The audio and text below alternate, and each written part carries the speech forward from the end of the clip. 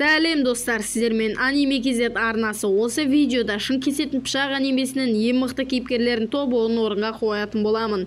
Видео басталмастан бұрын арнаға тіркеліп лайк басып отырып алған болсан, мен видеоны бастаймын.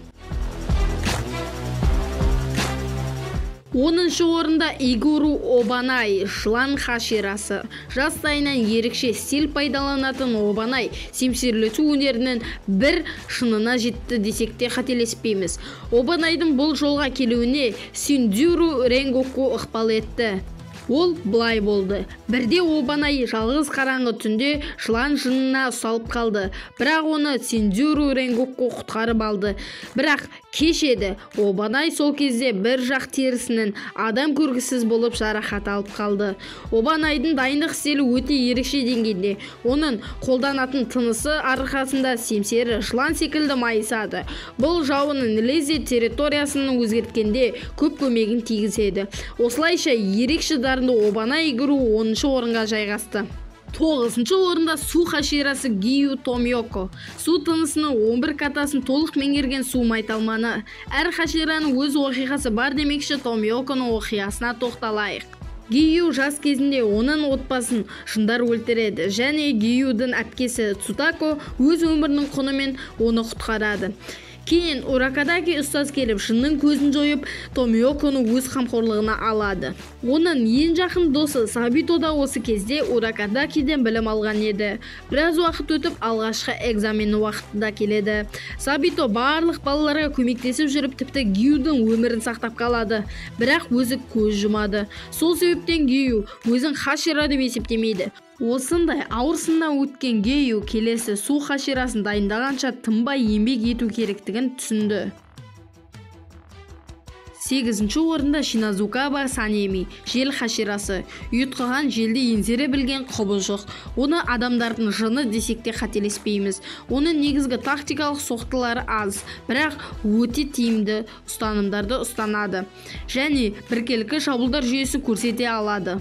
Бірінші ай жынына қарсы шайқаста семсерлесу және жел тынысының көптеген адам сенгісіз техникаларын көрсетіп қана қоймай, жақсы пайдалана алды. Негізгі күштерімен танысып болсақ, ендеше флешбек. Санемидің үйінде 7 ағайынды. Санеми үйінің үлкені. Әкелері әрқашан ұрып соғатындықтан оны ешкім жақтыртпаған. Тіпті пышақталып кеткенде де таңғалмаған. Санеми үйдің бар ауыртпашылығын өзі көтереді. Бір күні аналары үйге келмей қалды. Оның артынан Санеми іздеп кетті. Бауырлары ұйқыға жата бергенде үйге біреу келді. Бәрі аналары деп алдынан күтіп алуға шықты. Тек ең кіші інісі Гения ғана ұйықтап жатқан еді. Осы дауыстан Гения оянып айналасына қараса, өлген бауырларының денесі жатыр.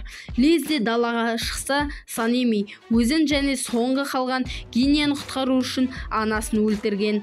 Кейіннен Гения барлық бауырларын өлтірген Санеми деп ойлап, екеуінің арасы алшақтап кетеді. Осылайша Санеми жел хаширасы болды.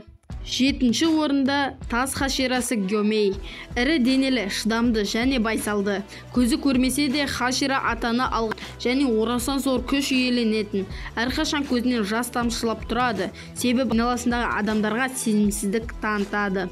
Тек қана тас тыныстарынан бөлек ауыр шоқпарларды да шебер пайдаланады. Көзі көрмесе де қарсыластардың дыбысы арқылы шабуыл жасайды. Жас балаларды өлтірді деген айыппен түрмеге тағылған Гёмейді Убияшиге шығарып хашира қылып тағайындайды. Осылайша ерекше күшті Гёмей хашира атанады. Және де Убияшигидің оң қолы хаширалардың бастығы. 6-шы орында 3-ші ай жыны Аказа. Аказа күрескенді қатты жақсы көреді, әсіресе өзінен мықты жындармен немесе мықты хаширалармен. Ол табанды және шапсан қимылдайды. Айтқандай, оның мығым денелері жауға қол ұрыс төбелесте көп көмегін тигізеді. Аказа, яғни Хакуджи, адам кезінен ақ өзінен күштілермен күресі және одан әрқашан ләззат алатын. Аказа өзінің әйелі Кёки үшін доғжодағылардың барлығын жалаң қолмен жайратып салды. Осылайша ол Мудзанның көзіне түсті. Және де жын болып барлық адамзатты жоямын деген өзіне мақсат қойды. Осылайша 6-шы орынға Аказа жайғасты. үздік бестікке де келіп жеттік. Екінші айжыны Доума. Бір қарағанда өте мейірімді көрінуі мүмкін. Жұмсақ сөйлейді және бейкүнә болып көрінеді. Ол нағыз харизманы көрсететін нағыз айлакер адамды қалай жеңу керек екенін біледі. Ерекше шабуылдарға және психикалық шабуылдарға дем салған Доуманың стратегиялары адамнаңғысыз. Осындай ақылдың арқасында екінші айжыны бола алды. Жүрегі мейірімге толы болып көрінгенмен өте қатыгез. Оны флешбектерден біле аламыз. Доума көздің ерекше түсіме дүниеге келді. Оны ата-анасы құдайлардың дауысын естиді деп ойлады. Доума әкесінен көнелі қалып артынан пышақ соғып, анасына у беріп жанын алды. Сонда да ол жалғыздықты сезінбеді. Бар ойы сол бөлмедегі сасық қанның иісін кетіру болды. Кейіннен адамдар оны құдай деп есептесе, неге құдай болмасқа деп барлық адамдарға шешім бере бастады. Яғни барлық мәселенің шешімі өлім арқылы болды. Және ол Мудзанның көзіне түсе алды. Төртінші орында бірінші айжыны Кокушибо. Ол туралы мәліметтер аз. Ай тынысын қолданатын ерекше жын сабырлы, байсалды және басшысына адал. Оның ретсіз шабуылдары мен семсерлесу дағдысы өте жоғары дамыған. Тіпті Гения мен Моучироны орталарынан оңай бөліп түсірді. Ендеше флешбек. Кокушибоның шын есімі Мичикатсу. Ол Иричимен бірге дүниеге келген. Екеуі 7 жасқа дейін бірге өскен. 7 жасынан кейін семсерлесуге барып жүрді. Иричи өте дарынды болатын.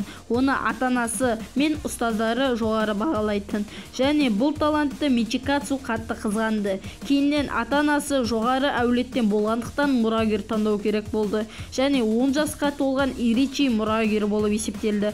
Бұған булыққан Мичикатсу Мудзанмен кездесіп жынға айналды. Және ұзақ сабырлықта ай тынысын ойлап тапты. Топ үштікке де келіп жеттік. Үшінші орында Мудзан Кибуцуджи, жындар әміршісі. Көптеген формаларға өте алатын және мықты қан сиқырын пайдалана алатын жын. Шыдамсыз және мейірімсіз. Барлық болып жатқан оқиғалардың арқауы және діттеген мақсатына жетпей қоймайтын жын. Оның асқан эгосы өте жылдам және мықты. Ол ақсүйектер отбасынан шыққан, кішкентайынан ауруға шалдыққан, ем ала бастаған. Қаншама уақыт ем еш әсер етпегеннен кейін бір күні бәріне шаршаған Мудзан дәрігерді өлтіріп тастайды. Кейіннен болғандай Мудзанның ерекше күші бойында дамып, бар ауруынан айықтырады. Адам нанғысыз күш береді. Бірақ бұл күшті кемшілігі күн еді. Күнге шықса мәңгіге ғайып боласың. Осы кемшілікті ұзақ уақыт бойы жоюды көздеп көп тәжірибелер жасады.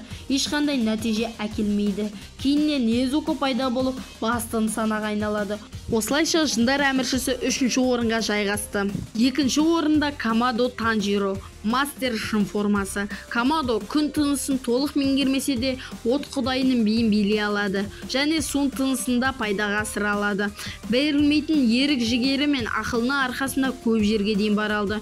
Незуконы қалайда адам қалпына келтіру үшін көп еңбек етті.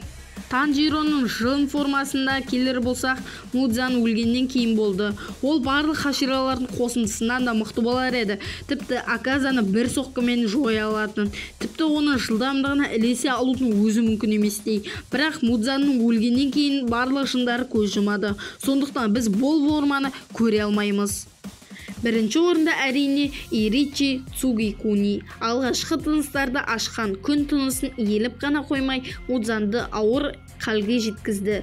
Алғашқы хашира, талантты қылышкер, күн тынысын толық меңгеріп алғашқы белгіні алған адам. Және де негізгі тыныстарды қалыптастырып, жаңа хашираларды жасап шығарған. Жас кезінен талантты болған Иричи туралы ақпараттар аз. Оның жүзі әрқашан күлімдеп тұратын және ерекше шыраммен дүниеге келген деседі. Кокушибо ол туралы еш эмоция білдірмейді, бірақ соңғы кездесулеріне еріксіз жасқа толған жанарымен бір қарады. Иричи әрқашан сабырлықта және қарапайымдылықта болды. Ол туралы мәліметтер аз болса да, оның күші мықты екендігі анық байқалады. Осымен болды. Видеоның соңына келіп жеттік. Видеоның соңына дейін қараған жандарға алғысымды айтамын. Ендеше келесі видеода көріскенше.